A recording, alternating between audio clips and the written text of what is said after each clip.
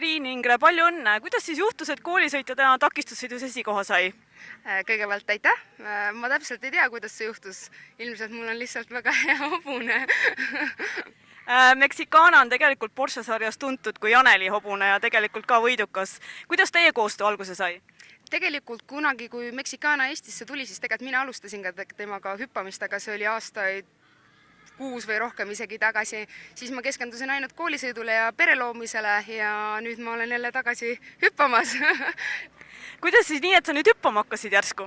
No ma üritan ikka mõlemat ala, et ikkagi põhirõhk ja põhiarmastus ikka läheb ikkagi koolisõidu peale, aga hüppamine on lihtsalt nagu for fun ja mul on väga hea meel, et täna tuli kohe esimesel etapil võit ka, et ei olnud loodetud, aga natuke lootsin. Millised sõnad treener sulle peale luges enne võistlust?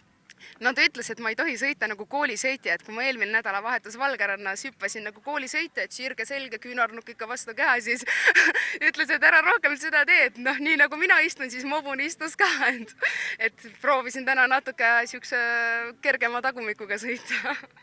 Sa võtad osa ka harrastajate koolisõidusarjast, et kuidas sa esiteks jõuad 2 sarja ja kuidas sa võrdad neid?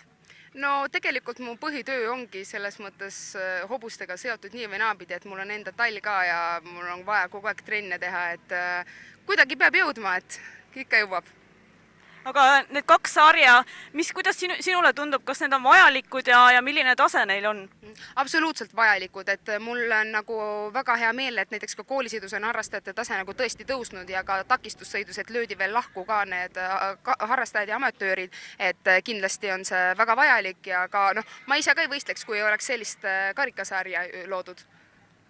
Aga hästi, soovime sulle edu ja loodame siis järgmisi võite! Aitäh!